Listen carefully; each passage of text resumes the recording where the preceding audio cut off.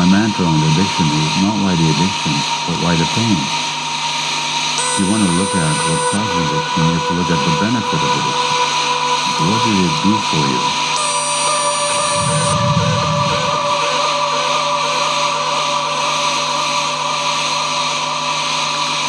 People who say, typically, it gave me pain relief, escape from stress, it gave me a sense of connection, a sense of belonging. The addiction met some essential human need that otherwise wasn't met in that person's life. So all of these states of lacking connection, of being isolated, of having pain, of having too much stress in your life, these are states of emotional pain. And when you look at populations of addicts, what you find is that the more adversity in childhood, exponentially, the greater the risk of addiction.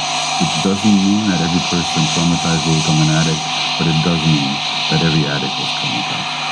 In my opinion, an addiction is manifested in any behavior that a person finds temporary pleasure or relief in, but suffers negative consequences as a result of, and does not give up or cannot give up despite those negative consequences.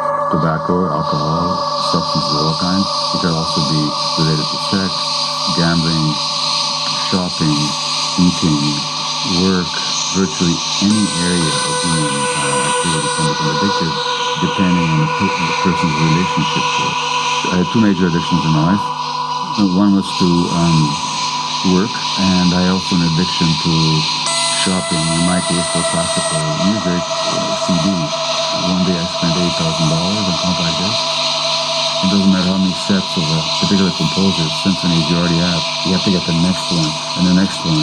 In the grip of this shopping fever, I once left my label and actually went downtown to get this, and I missed the delivery. That's how impactful it was. Now, you may think that's laughable. How can you compare your addiction to those of your heroin-addicted patients? My own addicted patients, when I told them about my addictions, they didn't laugh, or they shook their heads and they said, "Yeah, doc, we get it. You're just like the rest of us." Well, the point is that we're all just like the rest of us. The greatest myths on addiction, number one, that it's genetic. And it does run in families. But why does it run in families?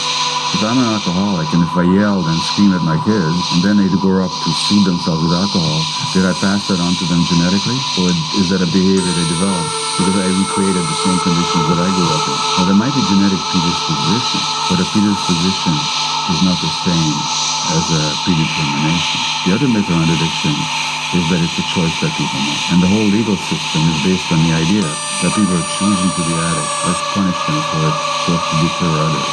Addiction is not a choice anybody makes, it's a response to emotional pain. The other myth is that addiction is restricted to the substance user or to a few losers in our society. It's rife and rampant to our culture. You would think that with the utter failure of most treatment modalities when it comes to addiction, we would wake up and ask ourselves, do we really understand this condition?